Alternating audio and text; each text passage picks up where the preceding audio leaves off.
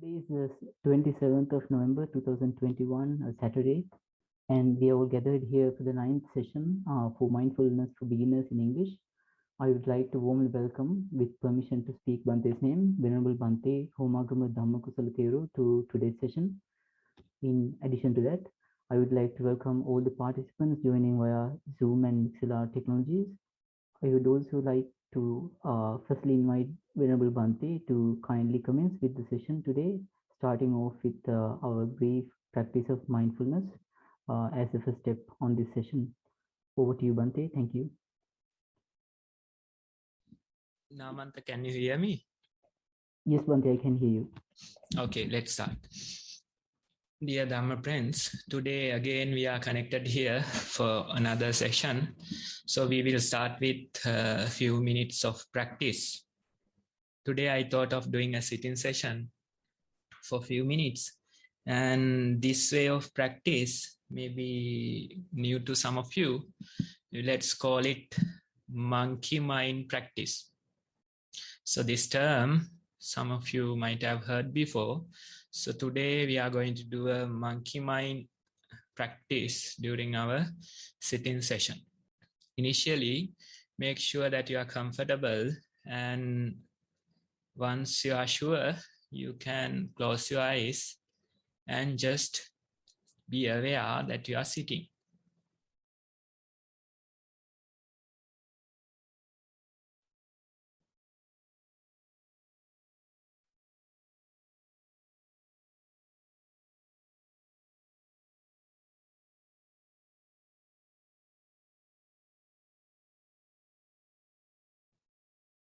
Now you are seated comfortably and you have comfort in your seat. Your eyes are closed.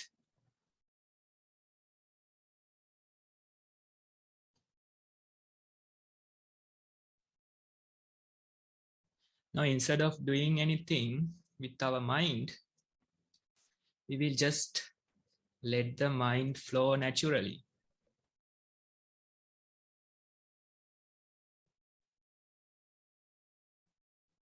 Let it flow where it wishes and try to observe this movement. Try to observe this flow of your mind.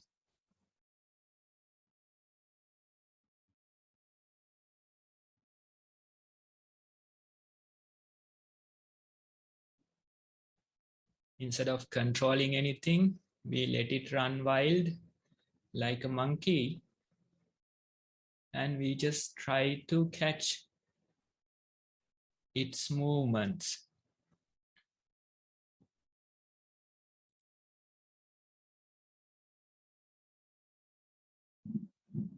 Maybe it will jump to various sounds.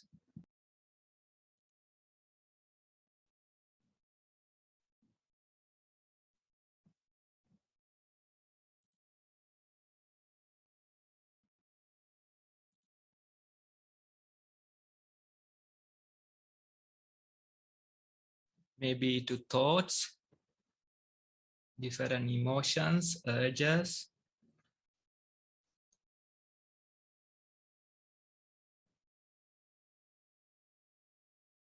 Just notice this movement. If it is with a sound, become aware that your attention is with the sound.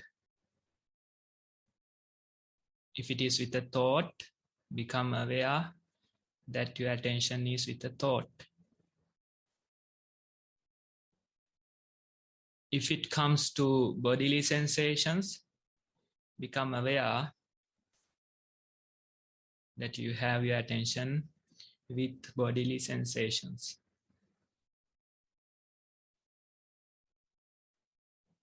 So this way we are going to let it run wild and calmly observe. So you don't have to put so much effort. Instead, you just sit back and relax while observing this movement.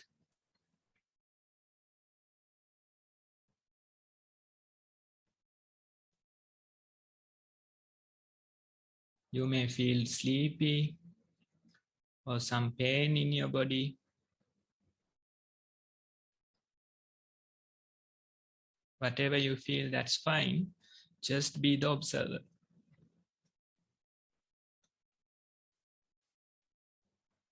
Again and again, it will jump here and there. Just notice that movement.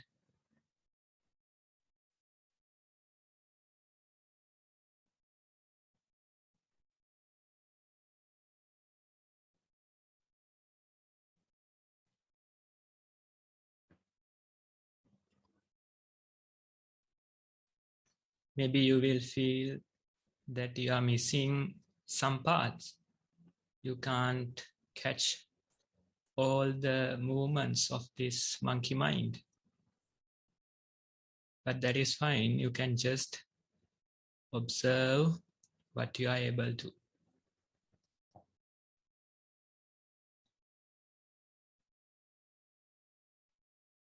Just observe what you can notice.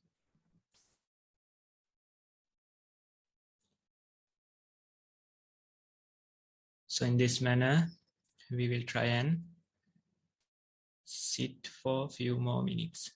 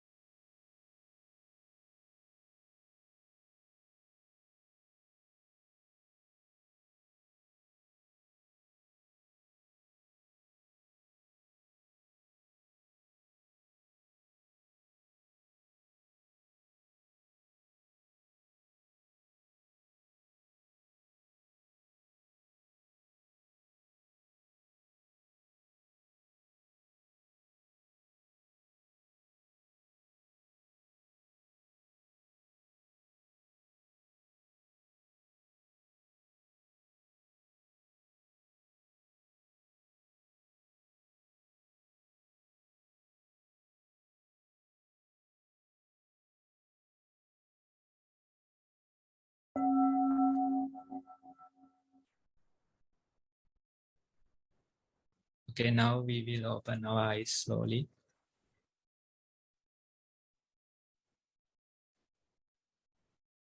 That's about 15 minutes of sitting practice that we did.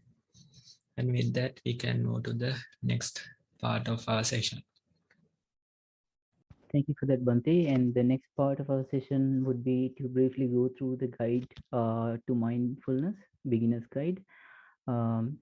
So we would share that on screen now, and you can see that in screen. And also in the chat section in Zoom, the details will be posted there by now. So the first step in the starting of mindfulness practice would be to go through the instruction videos on YouTube, and you can gain some familiarity with regards to mindful walking. And then the second video is there in similar format for mindful sitting. And once you have gained a fairly good idea of the concepts, you can start practicing mindful walking, probably for about 20 minutes as a start, and then you can increase it as you progress to up to 1 hour.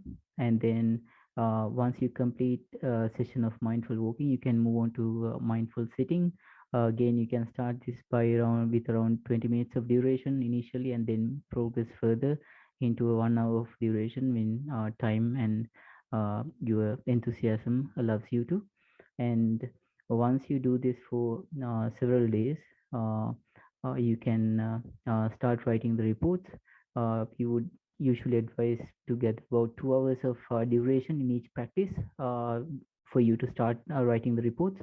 Reports are very nice and essential. That sums down your thoughts onto paper. It helps you practice in a reverse manner. So you can write your details on mindful walking with regards to how you felt the body movement, subtle sensations of your feet, or how you felt thoughts coming in and maybe distracting you. You can sum that all up in your own words and put it into a report in your own style. And then with regards to mindful sitting, you can do the same thing. You can describe how you felt the breath coming in and going out, and then if you felt any bodily sensations during the sessions, and then put that into written format. And you can email those to us either through the Google form or the email, which is beginnersnv@gmail.com. And after that, once we receive your reports, you can hear Bhante's further advice during session, where we present all the reports to Bhante verbally, and Bhante will advise further. This is a session that will be held every Saturday for everyone's benefit, and you can log in through Zoom or MixLR. It's your preference, and then continue to develop mindfulness practice. So that is the basic summary of how to start up with mindfulness practice. The next agenda item on our session is to read out the reflection reports received for today. I would like to invite Anupama to start reading the reports for today. Thank you, Anupama. Thank you, Namanta. I hope you can hear me clearly. Yes, we can hear you clearly. Right, thank you. Avasarai Bhante. We have one report to read today, which I will commence now. It's on walking meditation and sitting meditation. Walking meditation. Walked on tiled floor, first walking, noting right, left, and then lifting, moving, placing. The change occurred spontaneously and noted the pace changing, becoming slightly slower. Sounds heard, not distracting. Observed them becoming louder as time passed, as traffic was building up. Hand noted to move once to scratch left eyebrow. Noticed hair touching face soon after that. But mind came straight back to feet. The hardness of the heel and floor compared to toes were observed. The slight wobble when foot was being lifted and the changes of how balance was established noted. It was different even in each foot. A couple of times needing to stretch leg out to prevent falling. The changes and difference in temperature, warmer in the sole compared to upper part of foot observed. The cool air on the sole when lifting noted. The uneven areas of the floor, parts of foot not touching floor, and change in incline of floor detected. Thoughts came and went, but automatically came back to feet. On a few occasions, the thought proliferated, but these were still short, and mind aware of this and came back to feet. Not too distracting. Walked for 1 hour. So that is the end of the report for the walking meditation. I will now move on to the sitting meditation. Primary object, watching breath. In-breath was colder and longer.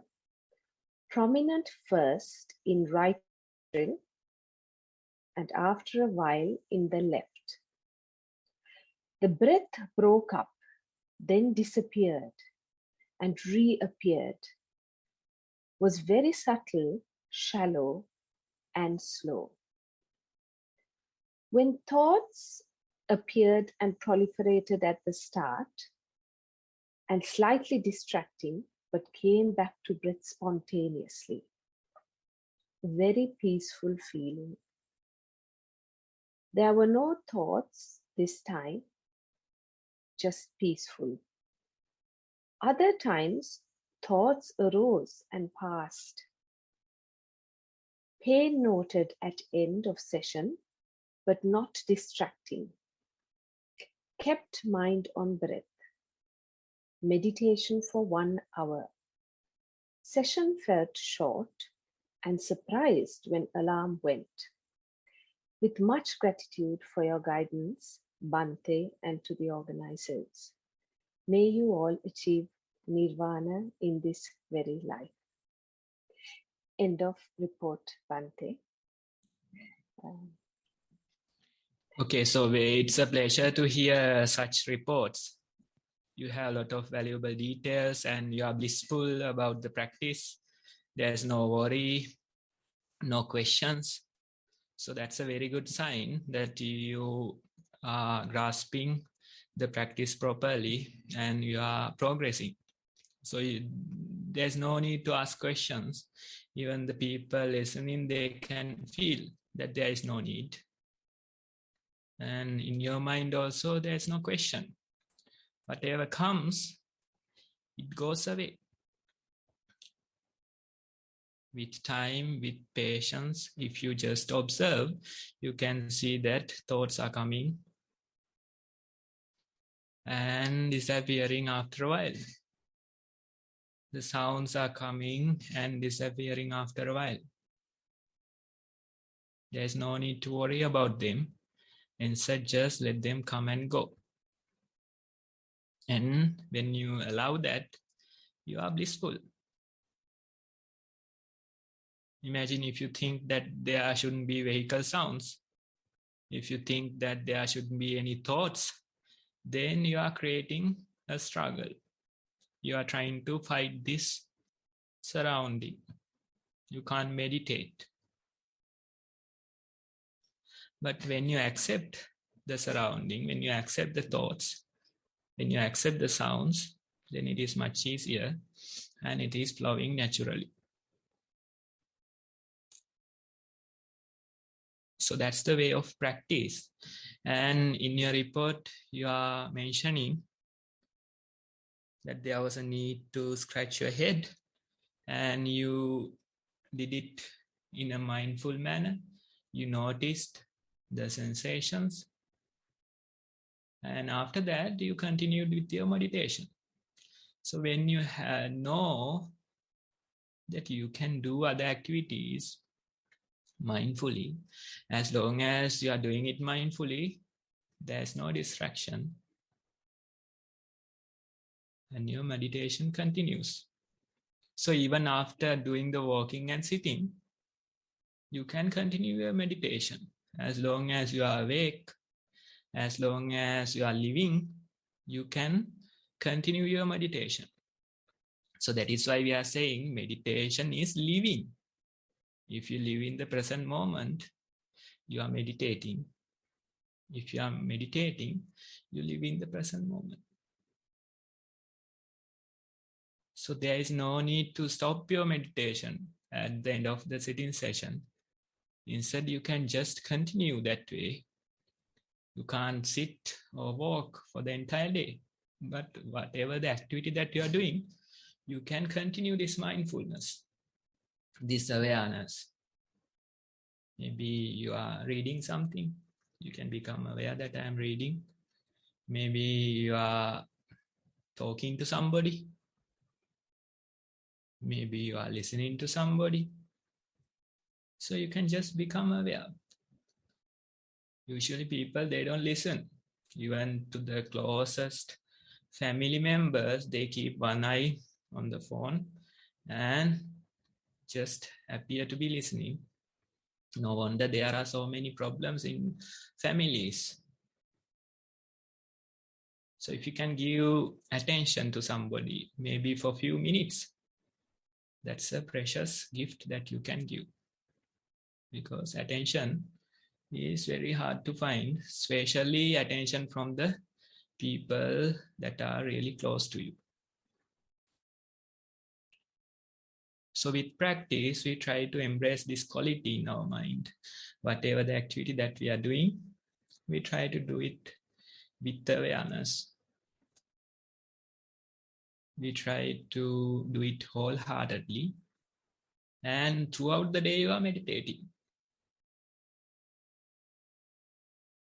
There's no end to your meditation, because now you know that whatever the activity that you do, if you do with attention, do with awareness, you are meditating.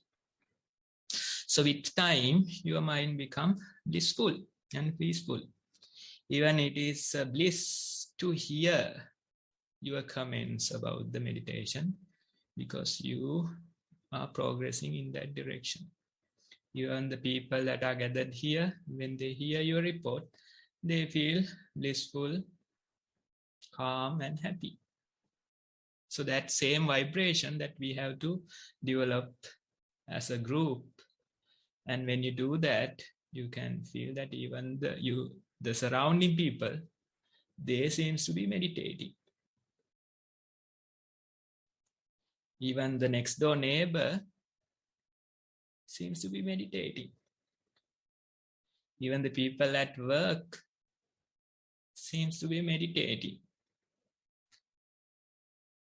What is happening? Your mind is changing. Your reactions are changing. So you feel like entire world is meditating with me. Even my next door neighbor is meditating with me. Even people at work, they are meditating with me. Your responses, your reactions are changing with time when you accept this nature of the mind. So with time, you can see that your character is changing. Earlier, I was responding.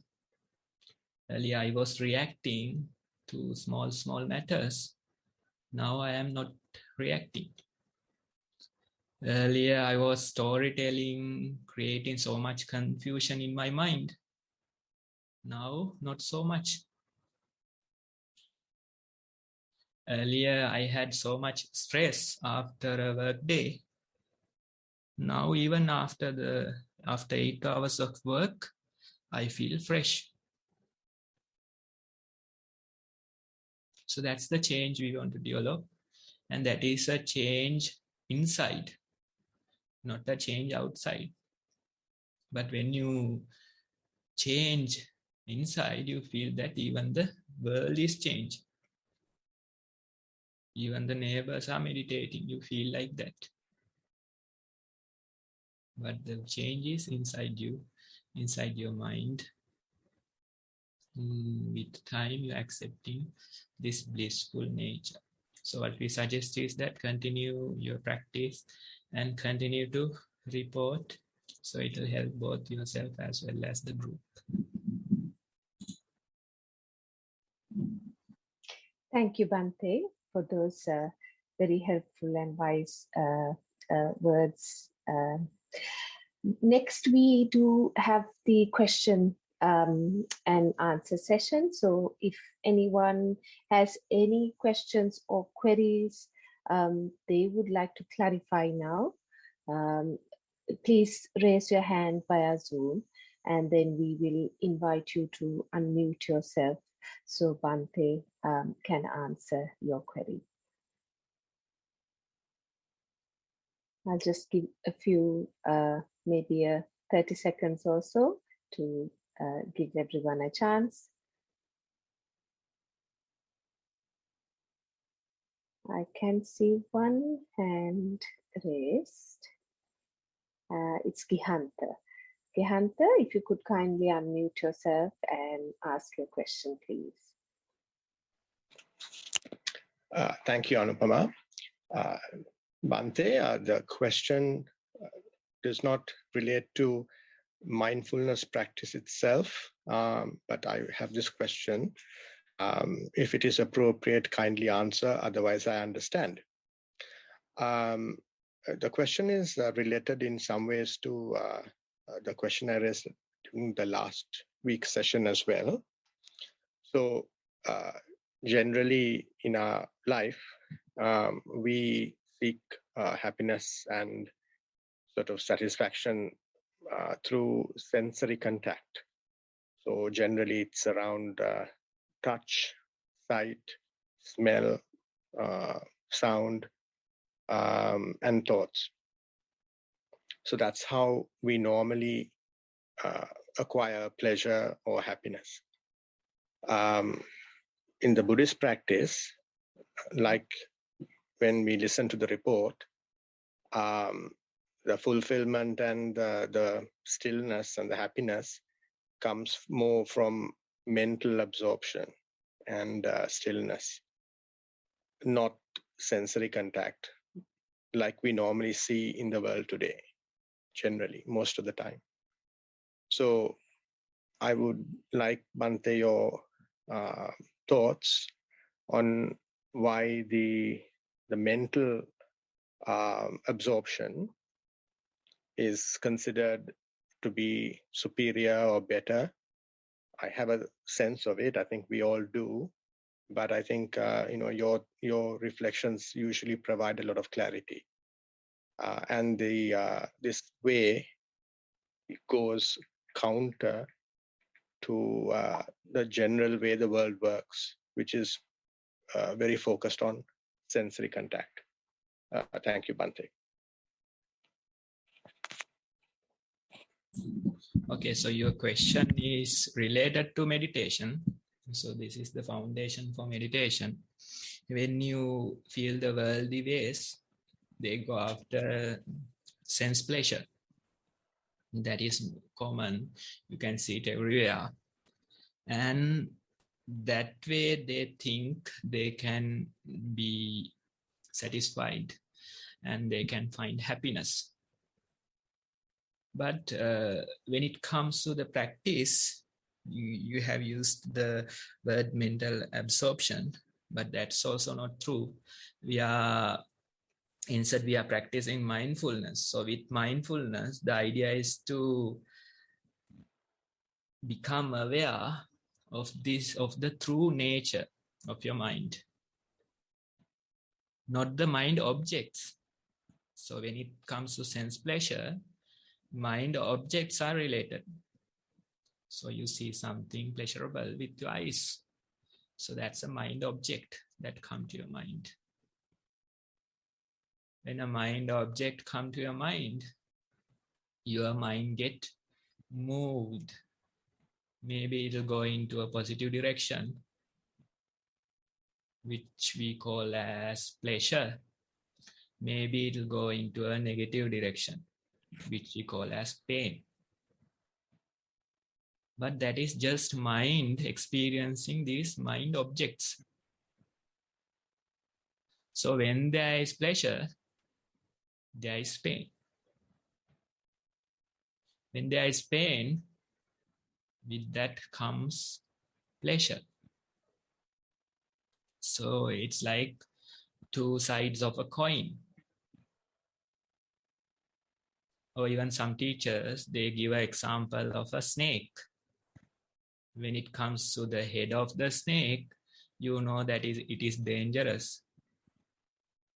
It is poisonous. So you are a bit cautious about the head. So that's more like pain. But when it comes to tail, you feel like it is not so risky. You feel like there's no poison. So tail is identified as pleasure. So most people, they try to get rid of the head and try to hold on to the tail. But what happens? With time, the snake will turn around and bite you. So you can't have pleasure without pain. So this way of practice, it is not mental absorption. Instead, we are trying to identify the true nature of our mind. Usually, whatever comes to your mind as mind objects, you identify as your mind. But that is not true. Your mind is much deeper than the mind objects. So with practice, we try to identify this true potential of our mind. And that will lead you to be truly blissful. Because if you go after sense pleasure, then of course that will bring you pain as well. Whatever the things you have gathered in your life, there's a death to those things. Maybe your family, maybe vehicles, maybe various fortunes. But there'll be a day that you have to accept their death. When that happens, imagine the pain that you have to go through. So that's pain versus pleasure. Always pleasure comes with pain, and pain comes with pleasure. So if you let go of both, that was our topic last week as well. If you let go of both, then your mind is not moved by the objects.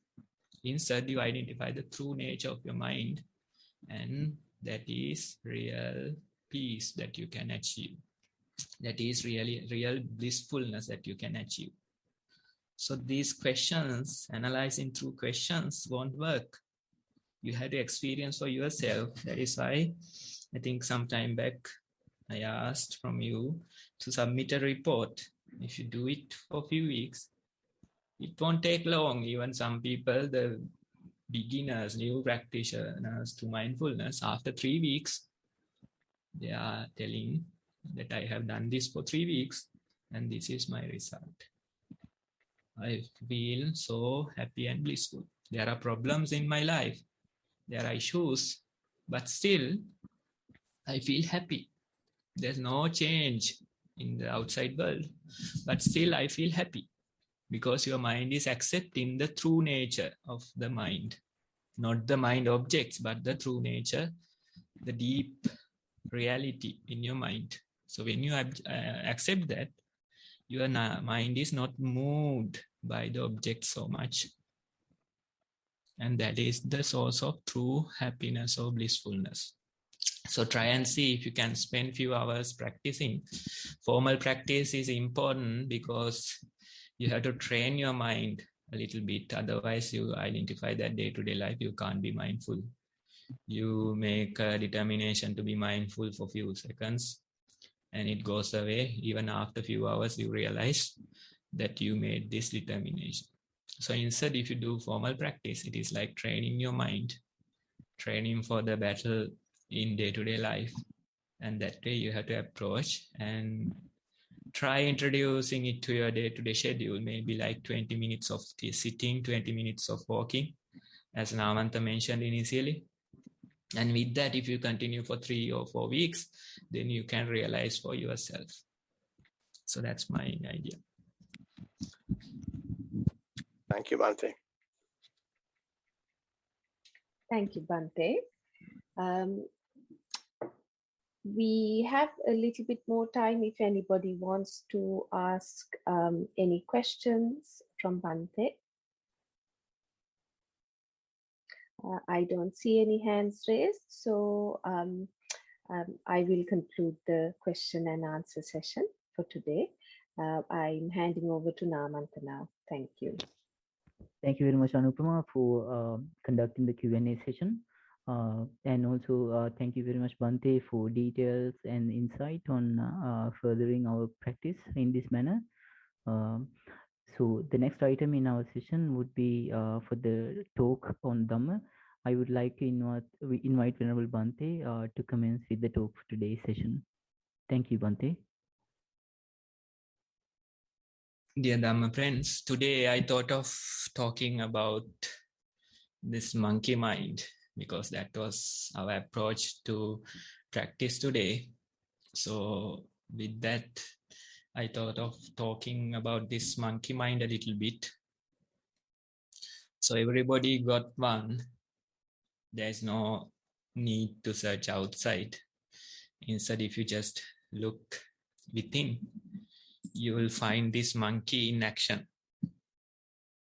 And what is the nature of a monkey? If you think just outside monkey, if you observe for a few minutes, you can identify the nature of the monkey. It has unnecessary movements and it is always imitating. So that's the way of monkeys. And we, the great ape, once were monkeys. So Charles Darwin is saying that we were all monkeys, but our tail fell out. Our tail fell out, but the monkey, he's asking. So although there is no tail, the monkey is still inside. The monkey mind we call. So this mind is always having unnecessary movements, imitating, commentary, storytelling, urges, all these things are there. Although people appear to be very calm and peaceful, their minds are not. Imagine if you can see that movement to the outside, what type of a world this would be. Fortunately, we can't see that movement. We can't see how they are thinking. If we can see, it will be a crazy world. Because everybody is jumping here and there. Everybody is, trying to imitate. Everybody is jealous. Everybody is having various feelings, anger, lust, all these things. So it will be like truly living among monkeys. So when it comes to this monkey mind, you have to let go of this nature. This nature of a monkey in your mind. Usually Your mind is there. When a mind object come to your mind get moved. According to that movement, sometimes you are imitating, sometimes you feel jealous, sometimes you feel angry. Those are results of that movement of your mind.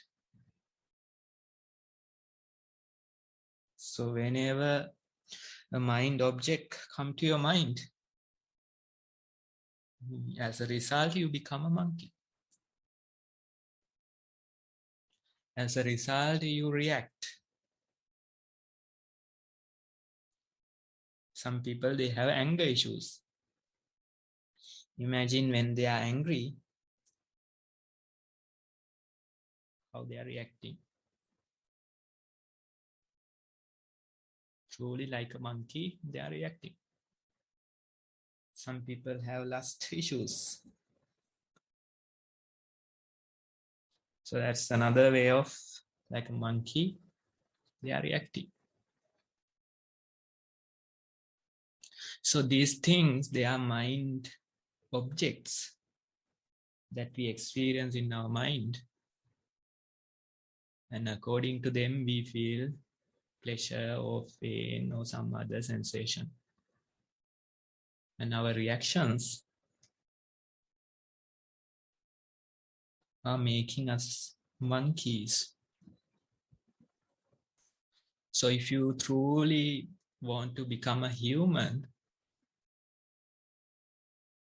you have to tame this monkey inside you.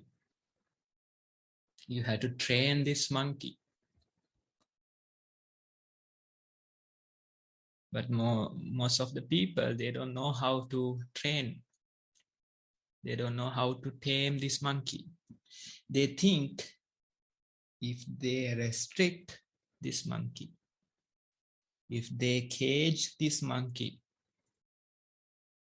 then that will help to tame or train this monkey. But as soon as you cage it, as soon as you restrict its movement, this monkey is becoming even crazier. The movements are increasing more and more. It is trying to imitate more and more. Storytelling more and more. So caging won't work. Restricting won't work. Instead, there's a wiser approach to tame this monkey. What is the wiser approach? The approach we took today during our sitting session. We are letting it flow naturally. Let the monkey run wild and just become the observer. With that freedom, you feel like it is running even harder. You feel like it is going further and further. But if you patiently wait for a while, you realize since you are showing no interest in going after the monkey, with time this monkey is returning to the home again. What is the home? Your body. If you try to put it there, if you try to cage it there, then it will not stay. But if you let it free, if you let it run wild for a while, then you realize after jumping into so many thoughts, after going after so many sounds, this monkey is naturally returning to your body. Even though it returns, there is no guarantee that it will stay forever. It will again jump here and there. It will again go. But again, after a while, return to your body. So this is the proper way to tame this monkey. You are letting it free, but keeping an eye. Instead of just forgetting and, not paying attention, you are keeping an eye. You are acting like a wise parent. Wise parents, they don't restrict their children. Instead, they let them stay freely, let them play freely, but keeping an eye. They don't completely ignore their children. They are not restricting, they are not ignoring. Instead, they just let them work freely and keeping an eye. So it appears like parent is not paying attention, but truly inside his mind, he is keeping an eye on the child. So that way, if you do with this monkey mind, then you find the real way to tame this monkey. You are observing its movement. Maybe it will go to thoughts. Maybe past incidents may come, mental images. According to these objects, you feel pain or pleasure. But still, without trying to control, you just become the observer. You just let it flow naturally, and you just become the observer. Sometimes pain will appear. Sometimes sounds from the surrounding. Sometimes things that you see again and again, you might get lost. But again and again, you can practice this awareness. When you do that, you realize, even after a few weeks of practice, you realize that although the mind is jumping here and there, my mind is not so much moved by them. I don't feel so much pleasure or pain as I used to. Instead, you feel that you have some kind of a peaceful nature in your mind. That peace or that happiness is not from sense pleasure, as we usually think. That peace, that happiness comes from understanding the true nature of your mind. So various objects come into your mind, and according to them, your mind gets moved. But with time, when you practice more and more, in a way, it is fun to observe this movement, because there is no so much difficulty, no need of so much effort. Instead, you just sit back and observe this movement of your mind. So various things will come. It is like improvisation in music. There's no fixed play. Instead, it is changing.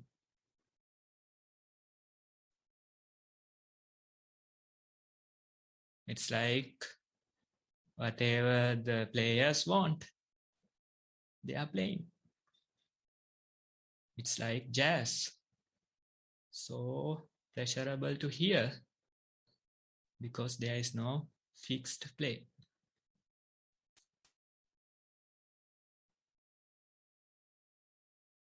You feel like there's this music inside your mind that you can calmly observe. Nature's orchestra is playing inside your mind. Thoughts will come, sounds will come, various ideas, mental images will come, sights will come. You just become the observer. Without rejecting anything, without fighting against anything, you just become the observer. There might be occasions that when difficult things comes to your mind, maybe past trauma, past incidents, you feel so much stress, you feel sadness in your mind, you feel like you want to cry. But still, if you keep observing, keep watching your mind, after a while, those things will disappear. Short term, they might come again and again, but with time, you realize that they are fading away.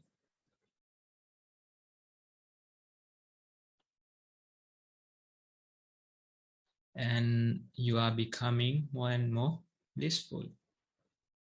So this bliss is coming from deep inside your mind, not from the mind objects, not from that movement which is painful or pleasurable.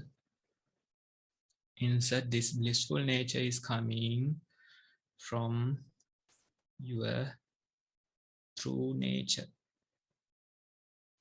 from the true nature of your mind.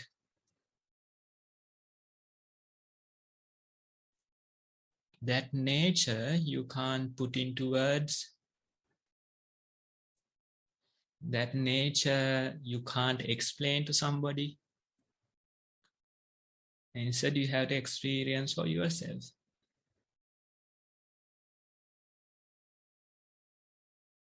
So your mind is not getting moved by the mind objects.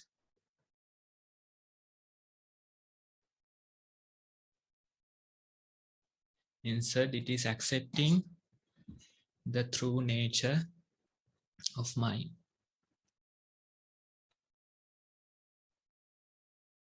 Initially, we thought that our mind is mind objects. Initially, we thought that the mind objects represent our mind. But now you are identifying that your mind is much, much deeper.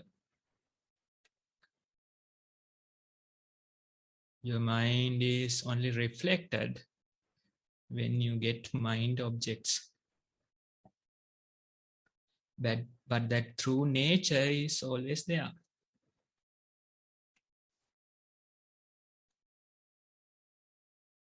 So it's like space. There is light everywhere. But unless there is an object, you can't see that light. Reflection happens only when there is an object. Similarly, in your mind also, your mind is reflected when a mind object comes to your mind.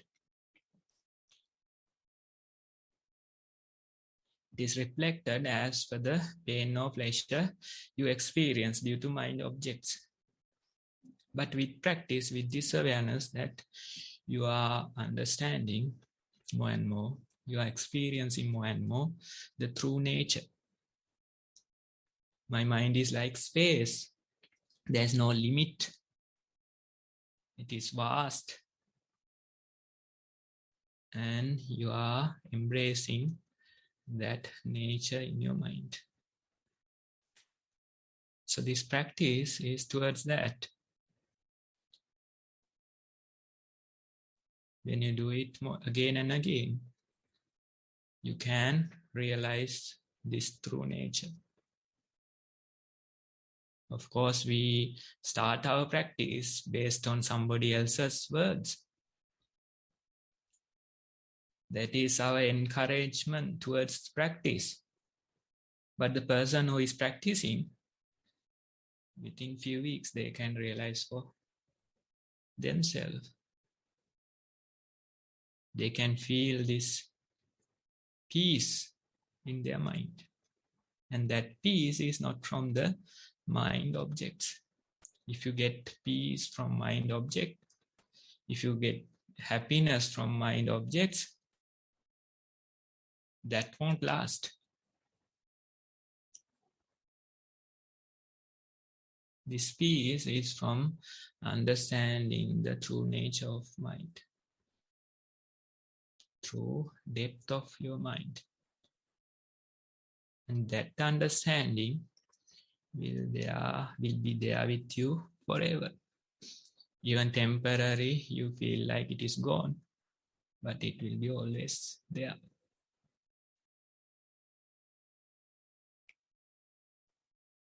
And you will feel like that it is helping me day and night. It is staying with me day and night like a good friend.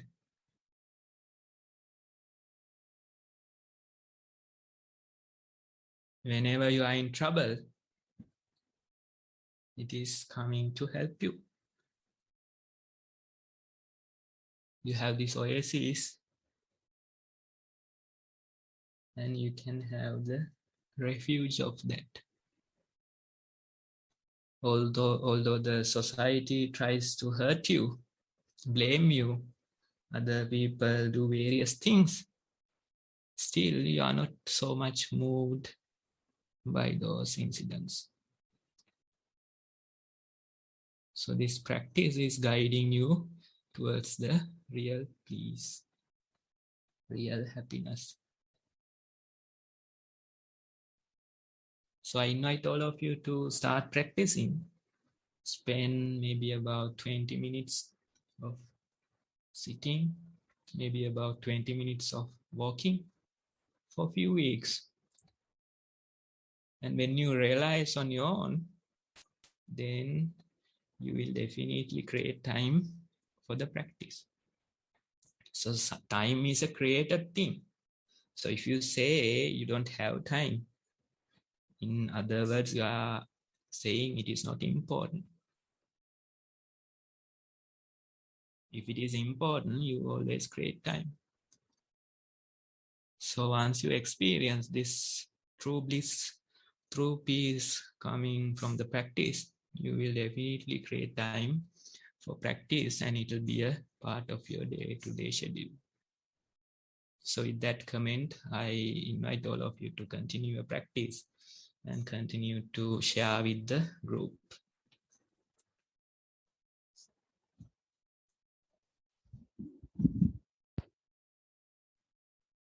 Thank you very much, Bhante, for the talk for today's session.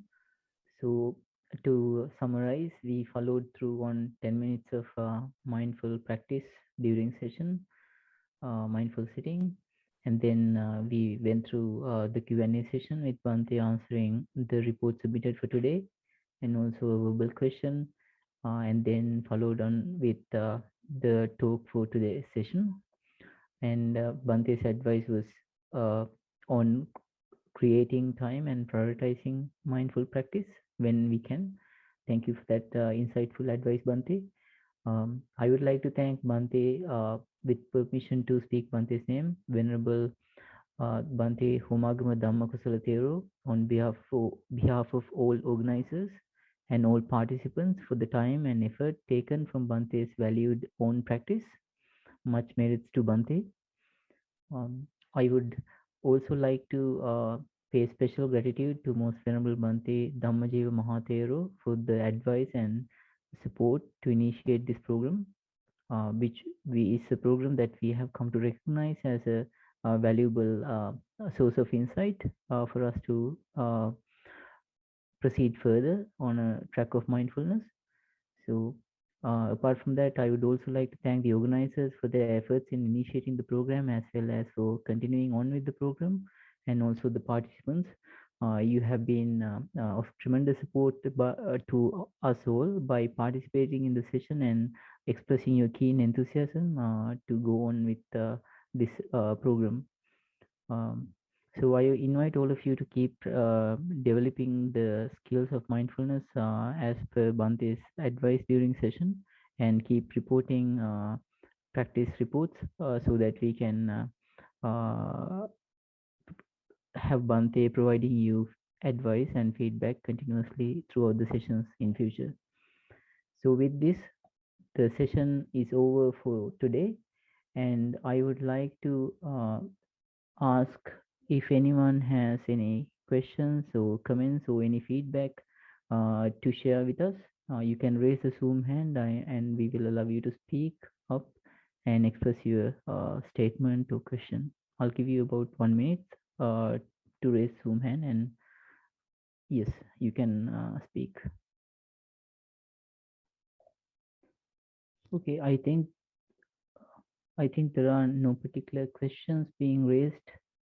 So I would move to two announcements, and I would share my screen. Okay, you can see the Nissarana Vanaya Forest Monastery website on internet. It is www.nissarana.lk. If you have when you have some free time, you can visit the website, gain some further knowledge on this website, and try to understand uh, any activities that you can participate in, and you can start participating for further progress. And then there's a Satipasala organization, which is another fabulous initiative from the Forest Monastery. And you can go onto the website www.satipasala.org and try to see the programs and any sessions that are listed on the website and gain familiarity. So you can start participating in this organization's activities, which is to further mindfulness in people of all walks of life. So those are the two main announcements I had to make. I will stop sharing the screen now. All right. Okay, so with that concluded, the 9th session on mindfulness is finishing up for today. I would like to thank all of you, and also mention specifically that I wish on behalf of all organizers, I wish that all of you would be having a great week ahead, spending mindfully, developing your practice, and we can meet next Saturday on the same program session to further develop ourselves. Thank you very much for participating today.